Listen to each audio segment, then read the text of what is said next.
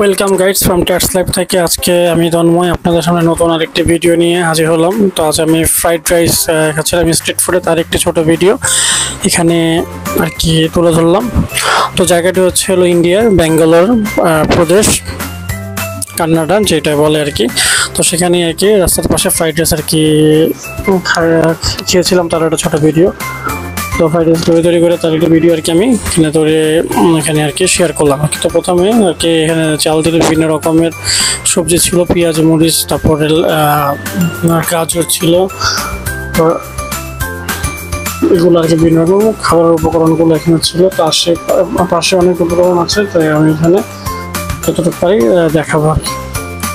তো এখানে আর কি সব আর কি তৈরি করছে, খাবারটা বেশ ভালোই ছিল স্ট্রিট ফুড হিসেবে।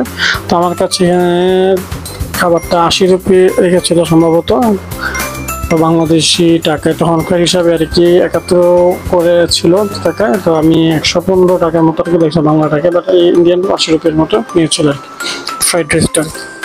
তো খাবারটা বেশ ভালো ছিল দাম অনুযায়ী। আর এটা হলো ব্যাঙ্গালোর প্রদেশ, কান্নাডা। জায়গার নাম হচ্ছে বোমাসান্দ্রা।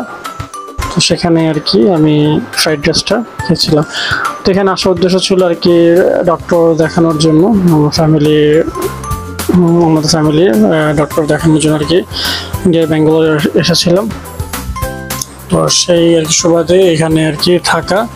তো এখানকার আর কি যতদিন ছিলাম এখানকার এরিয়ায় পরিবেশের সাথে আর কি একটু চলাফেরা আর কি যতটুকু পারি আর কি একটু ভিডিও ধারণ করার। তো একটা ভিডিও আর কি এই খাবারের ভিডিও আর কি আমি শেয়ার করলাম তাদের মাঝে।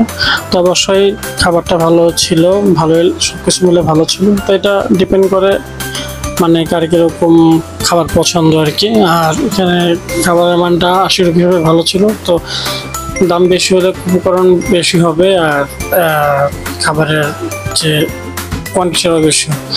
তো অবশ্যই আমার চ্যানেলটাকে সাবস্ক্রাইব করবেন, সাথে বেল আইকনটিকে বাজিয়ে দেবেন, সাথে আপনার সামনে নতুন নতুন ভিডিও নিয়ে আমি হাজির হতে পারি। তো আজকে এ পর্যন্ত, সবাই সুস্থ থাকবেন। আসসালামু আলাইকুম।